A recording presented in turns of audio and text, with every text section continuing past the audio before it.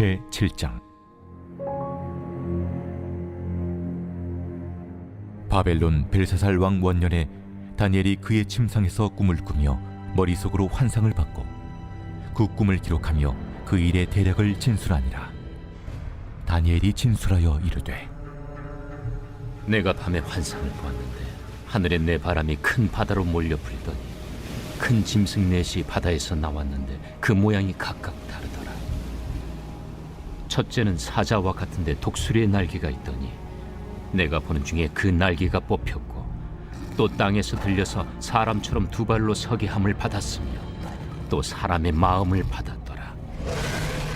또 보니 다른 짐승 곧 둘째는 곰과 같은데 그것이 몸 한쪽을 들었고 그 입의 이 사이에는 새 갈빗대가 물렸는데 그것에게 말하는 자들이 있어 이르기를 일어나서 많은 고기를 먹으라 하였더라.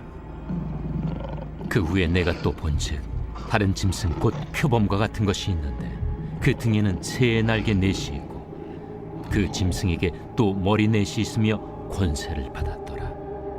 내가 밤 환상 가운데 그 다음에 본 넷째 짐승은 무섭고 놀라우며 또 매우 강하며 또 쇠로 된 큰 이가 있어서 먹고 부서뜨리고 그 나머지를 발로 밟았으며 이 짐승은 전의 모든 짐승과 다르고 또 10뿔이 있더라. 내가 그 뿔을 유심히 보는 중에 다른 작은 뿔이 그 사이에서 나더니 첫 번째 뿔 중에 셋이 그 앞에서 뿌리까지 뽑혔으며 이 작은 뿔에는 사람의 눈 같은 눈들이 있고 또 입이 있어 큰 말을 하였더라. 내가 보니 왕자가 놓이고 옛적부터 항상 계신 이가 좌정하셨는데 그의 옷은 희기가 눈 같고 그의 머리털은 깨끗한 양의 털 같고 그의 보좌는 불꽃이요 그의 박쥐는 타오르는 불이며 불이 강처럼 흘러 그의 앞에서 나오며 그를 섬기는 자는 천천히요 그 앞에서 모셔 선 자는 만만이며 심판을 베푸는데 책들이 펴 놓였더라. 그때 내가 작은 뿔이 말하는 큰 목소리로 말미암아 주목하여 보는 사이에 짐승이 죽임을 당하고 그의 시체가 상함받아 타오르는 불에 던져졌으며 그 남은 짐승들은 그의 권세를 빼앗겼으나 그 생명은 보존되어 정한 시기가 이르기를 기다리게 되었더라. 내가 또 밤 환상 중에 보니 인자 같은 이가 하늘 구름을 타고 와서 옛적부터 항상 계신 이에게 나아가 그 앞으로 인도되매 그에게 권세와 영광과 나라를 주고 모든 백성과 나라들과 다른 언어를 말하는 모든 자들이 그를 섬기게 하였으니 그의 권세는 소멸되지 아니하는 영원한 권세요 그의 나라는 멸망하지 아니할 것이니라. 할렐루야. 사랑하는 열린문교회 성도 여러분, 지난밤도 주님 주신 은혜와 평강 가운데 단잠 주무셨습니까? 아침을 깨우는 말씀, 화요일 이 아침에 주님께서 저와 여러분에게 주시는 말씀은 다니엘 7장 1절로 14절까지의 말씀입니다. 오늘도 주시는 살아계신 하나님의 말씀을 통하여 저와 여러분의 삶 가운데 선명한 성경적 기준이 세워지길 원하며 또한 그 세워진 선명한 기준을 따라 오늘도 맡겨진 하루의 삶을 살아내심으로 하나님께는 영광이요 저와 여러분의 삶 가운데는 하나님께서 허락하시고자 하시는 참된 축복과 은혜를 누리는 삶을 사셨으면 좋겠습니다. 오늘 본문에는 이 다니엘서에 나타나는 어떤 한 환상에 대한 이야기들을 그리고 있는데요. 이 다니엘서는 구약의 요한계시록이다라고 이 계시록이다 할 정도로 우리가 잘 알고 있는 요한계시록과 같이 굉장히 상징적이고 또한 환상의 내용들을 묘사하고 있는 장면들을 많이 다루고 있습니다. 그러다 보니 우리가 요한계시록을 읽을 때 느끼는 그 부담처럼 사실은 그 상징성들과 또한 그 의미들을 우리가 온전히 쉽게 깨닫지 못함으로 해석에 좀 난해함을 느끼고 또 읽는데 좀 부담을 느끼는 이 책이기도 한데요. 오늘도 이 짧은 시간 안에 사실은 그와 같은 환상 그리고 그 상징들을 다 나열하여 여러분과 함께 나누고 설명하는 데는 턱없이 부족할 것이기에 오늘은 결국에는 오늘 전체적인 이 환상을 통해 주시는 그 메시지를 중심으로 오늘도 저와 여러분의 삶 가운데 이 성경의 그 은혜들을 함께 누리고 적용하는 시간을 갖고자 합니다. 오늘 본문의 제목을 매일 성경 해설자는 바다에서 올라온 내 짐승이라는 이 제목을 붙였는데요. 이 말 그대로 오늘 본문에는 내 짐승의 환상을 주로 다루고 있습니다. 내 짐승이 결국엔 상징하는 것은 무엇이냐면 결국엔 야만적인 어떤 이 세상의 왕들 그리고 제국들을 상징하는 것이고 또한 그들의 폭력성을 드러내는 하나의 이 모습이 이 내 짐승의 모습을 통해서 우리들에게 상징되어지고 보여지는 것인데요. 결국엔 오늘 본문에 나타나는 이 내 짐승을 통해 이 하나님께서 우리들에게 보여주시는 그리고 알려주시고자 하는 그 은혜의 내용들이 무엇이냐면 결국엔 이 세상에는 이와 같은 폭력적이고 또 우리를 두렵게 할 만한 이 권세자들 그리고 세상에 군림하는 이 권세들의 어떤 두려움과 위협 그리고 그들의 폭력이 난무하는 시대를 우리가 살아가고 있음을 우리들에게 내비쳐 보여주더라는 것이죠. 기독교의 역사를 보든 아니면 인류의 역사를 보든지 결국엔 세상에는 야만적이고 결국에는 힘의 그리고 공포의 정치를 했었던 이들이 늘 있었음을 우리는 너무 잘 알고 있습니다. 어쩌면 너무나도 자연스럽게도 그들이 가진 힘이나 권력을 통해서 약한 나라들이나 민족들을 결국엔 노예로 삼아버리고 그들을 정복했던 것이 고대로부터 이어지는 어떻게 보면은 세상의 인간들이 이렇게 살아왔었던 세상의 모습이었지 않나라를 생각해 봅니다. 단순히 또 고대의 모습뿐만 아니라 오늘날에도 일어나고 있는 크고 작은 전쟁들의 이야기들, 요즘에는 우리가 러시아와 우크라이나의 전쟁에 주목하고 있지만 사실은 우리의 이 어쩌면 관심 바퀴였겠지만 세상의 수많은 나라들에서는 크고 작은 내전들과 이 내분들로 인한 여러 가지 폭력적인 상황들은 늘 있어 왔음을 우리는 너무나 잘 알고 있습니다.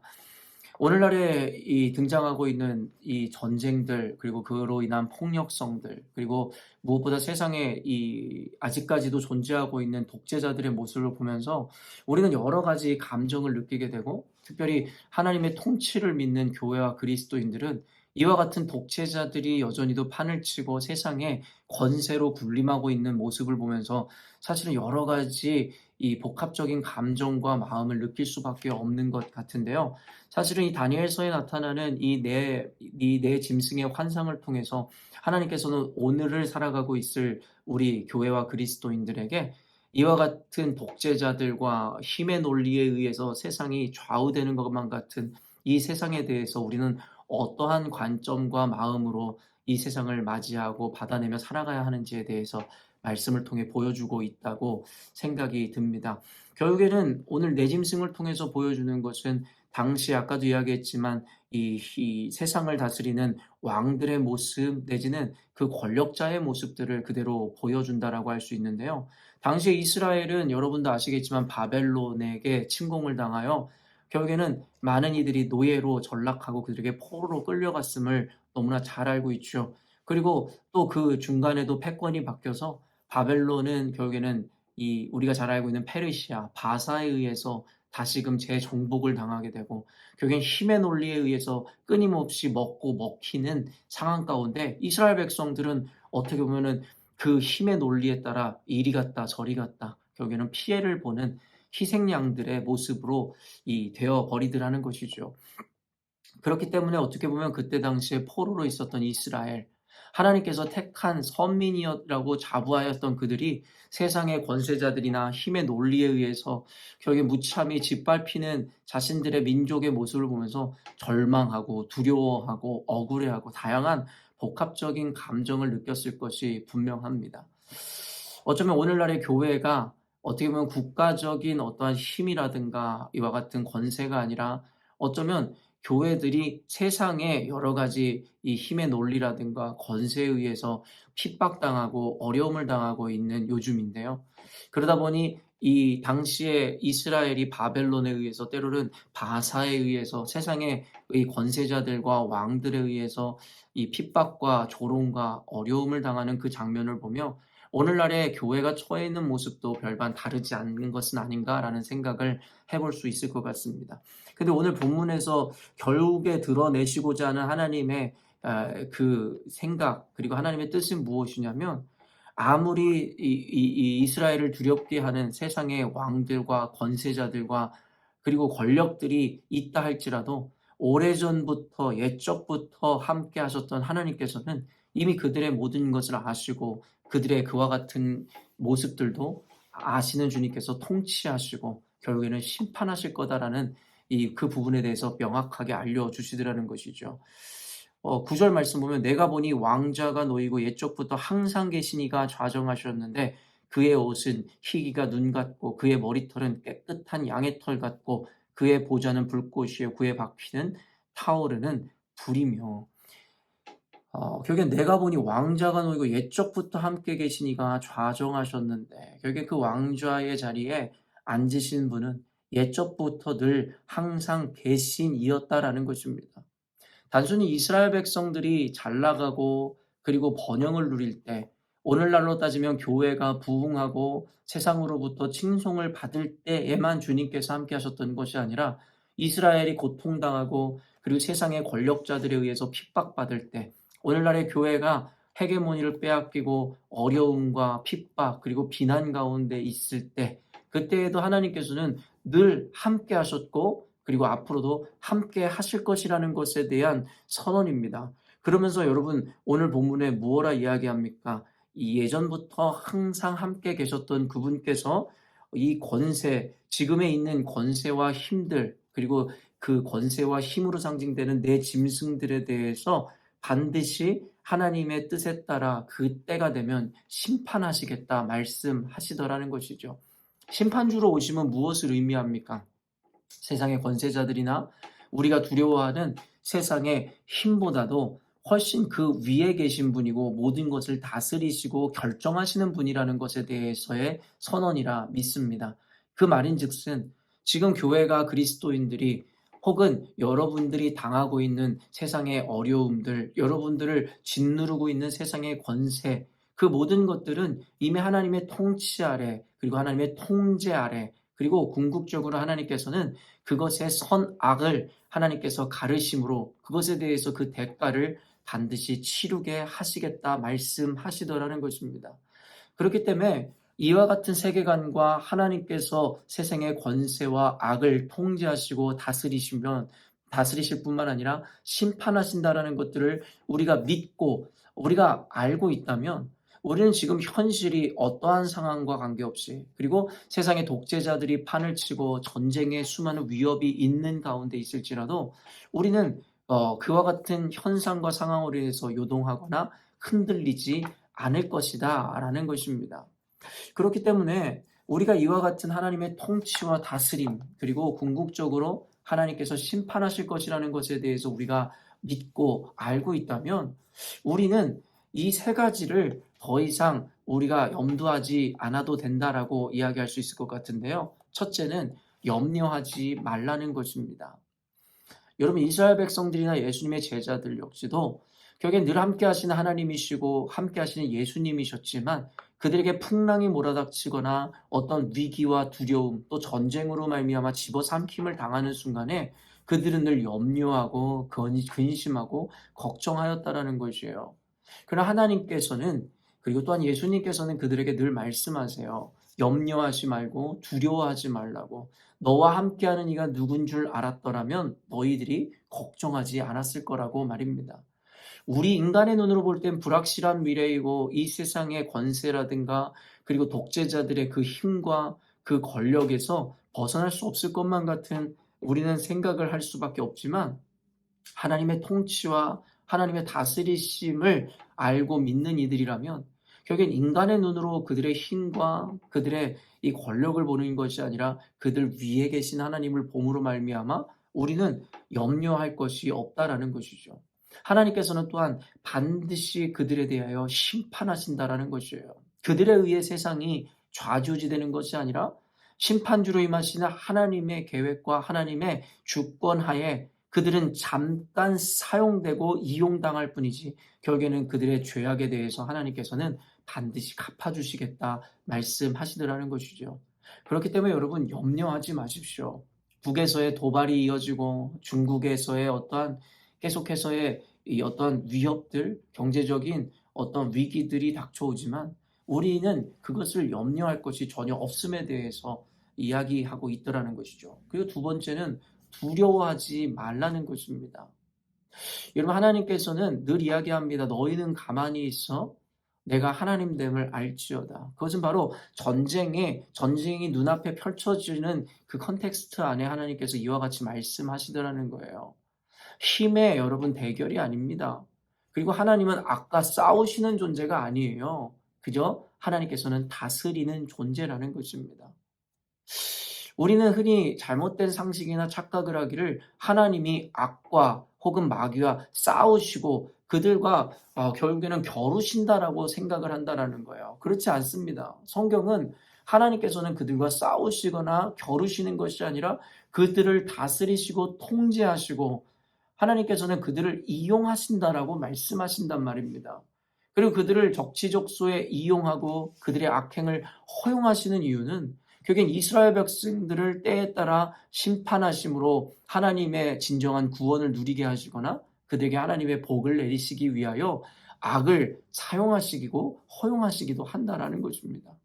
그렇기 때문에 우리는 두려워할 이유가 없다라는 것이죠.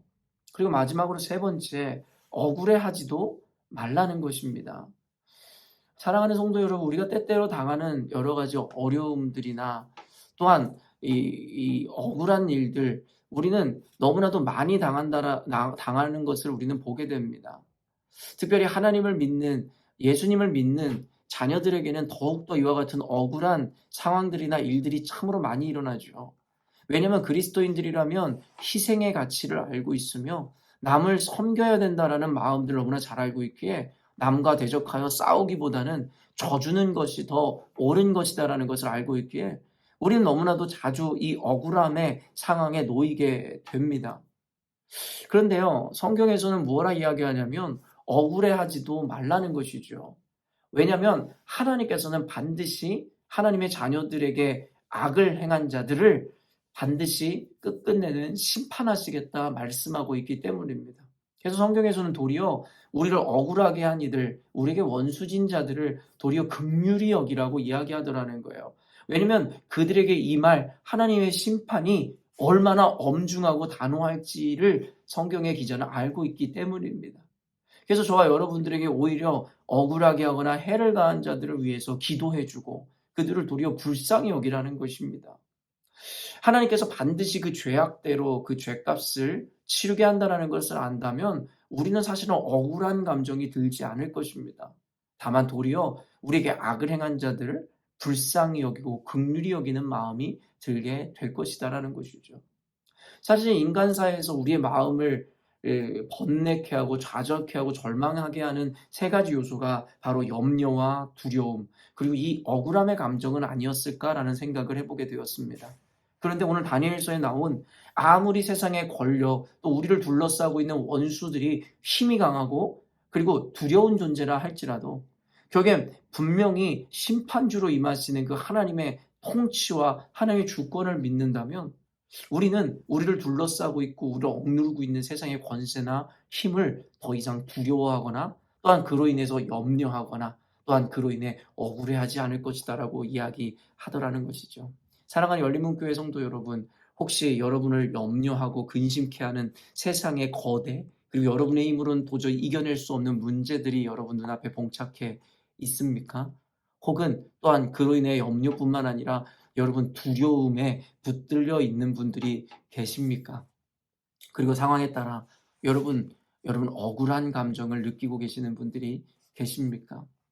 여러분, 우리가 염려하고 두려워하고 억울해하고 있다면 어쩌면 오늘 다니엘서에 나오는 하나님의 통치와 주권, 하나님의 다스림, 그리고 하나님의 심판에 대한 온전한 인지와 이해가 없음이기 때문일지 모릅니다. 그렇기 때문에 사랑하는 열린문교회 성도 여러분, 오늘 말씀을 통하여 다시금 세상에 여러분 눈앞에 있는 두려움이나 어떤 권세나 힘으로 인해서 여러분 염려와 두려움, 억울함의 감정을 느끼지 마시고 결국엔 궁극적으로 그들을 사용하시고 이용하신 이후에 결국엔 그들을 심판하시겠다 말씀하시는 그 하나님의 전적인 통치와 다스리심에 대한 온전한 신뢰로 말미암아 여러분의 가운데 있는 이와 같은 감정들을 모두 이겨내시고 하나님 앞에 감사와 영광 돌리는 저와 여러분이 되었으면 좋겠습니다. 오늘도 말씀을 묵상하시고 이 말씀을 통해 주신 그 은혜들을 붙잡으심으로 여러분 삶에 있는 모든 상황과 환경을 뛰어넘어 승리하시기를 주님의 이름으로 축원합니다. 함께 기도하겠습니다. 하나님 아버지, 오늘날에 우리를 두렵게 하고 우리를 억누르는 수많은 세상적 권세와 그리고 영향력이 있습니다. 때로는 그로 인해서 우리는 억울해하기도 하고 또한 두려워하기도 하고 염려와 근심 가운데 쌓일 때도 있습니다. 그래 이 모든 것이 하나님의 통치와 다스림 그리고 심판하시는 하나님의 그 경륜에 대한 온전한 이해를 하지 못하였음이라 하나님 오늘 말씀을 통하여 깨닫게 됩니다. 이 말씀을 들은 우리 열린문교회 성도들 모두가 하나님의 철저한 통치하심과 다스림 그리고 이 심판하심에 대한 의미를 온전히 기억하고 하나님 아버지 적용해내므로 오늘도 우리를 두렵게 하고 염려케 하고 억울하게 하는 수많은 환경과 문제 가운데서도 담대하게 승리하며 그 가운데서도 평안을 누리게 하여 주옵소서. 항상 이 말씀의 기준을 잊지 않게 하심으로 보여지고 느껴지는 환경과 상황에 좌지우지되는 자들이 아니라 오히려 그 상황들과 감정을 다스리고 이기는 자로서 오늘도 살아가게 하여 주옵소서.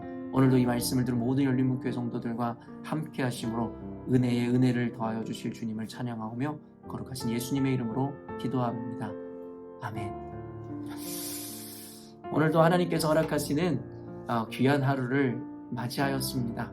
오늘도 말씀을 통해 여러분 안에 세워진 선명한 성경적 기준을 따라 오늘도 험한 세상을 힘써 싸워 이기심으로 하나님께는 영광이요 저와 여러분의 삶 가운데는 성경에서 허락하시길 원하시는 그 선명한 그리고 온전한 평강을 누리시는 삶을 살아내셨으면 좋겠습니다.